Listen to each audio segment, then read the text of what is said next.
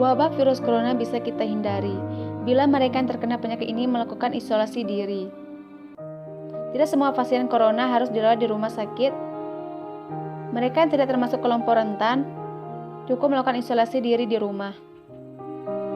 Protokol isolasi diri sendiri dalam penanganan COVID-19. Mengapa orang yang diduga tertular COVID-19 diisolasi setidaknya 14 hari? Gejala COVID-19 biasanya muncul dalam rentang waktu 1-14 hari, berupa batuk, demam, atau sesak napas.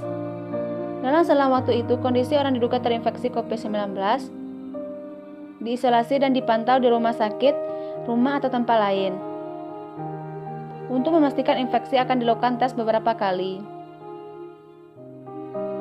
Apabila Anda bukan kelompok rentan seperti lansia, atau memiliki penyakit kronis lain seperti diabetes, jantung, kanker, penyakit paru kronik, AIDS, penyakit autoimun, dan sejenisnya,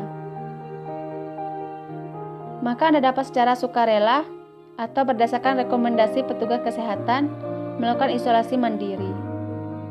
Apakah isolasi mandiri itu? Isolasi mandiri adalah upaya mencegah penyebaran COVID-19 dengan berdiam diri di rumah sambil memantau kondisi diri kita, supaya tetap menjaga jarak aman dari orang sekitar atau keluarga. Siapa yang perlu melakukan isolasi mandiri?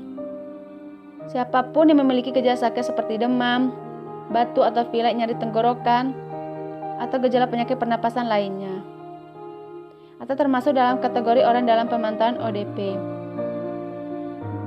yaitu orang yang pernah berkontak erat dengan pasien positif COVID-19 dan atau orang dengan riwayat perjalanan dari negara atau transmisi lokal COVID-19.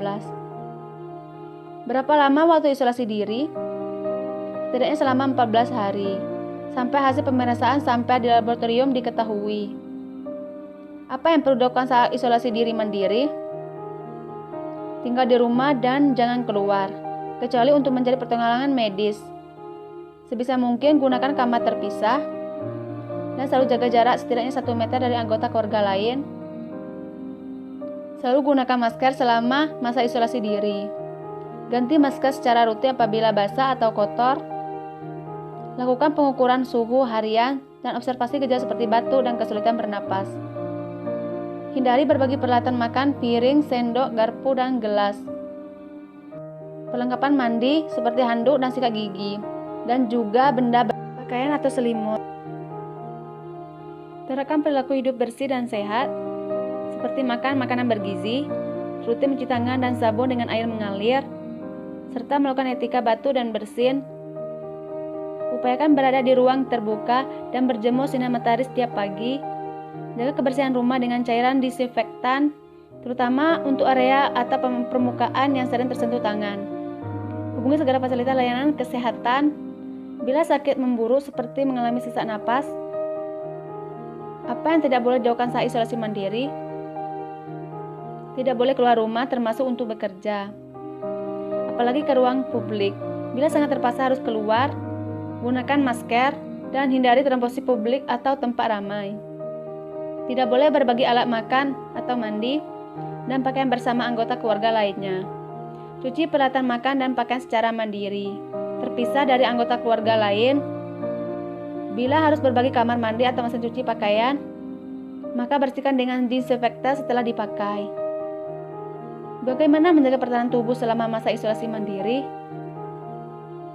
Tetap terapkan pola hidup sehat, antara lain dengan makan makanan bergizi seimbang, perbanyak buah dan sayur, istirahat yang cukup, lakukan olahraga ringan, dan hindari merokok atau minum alkohol.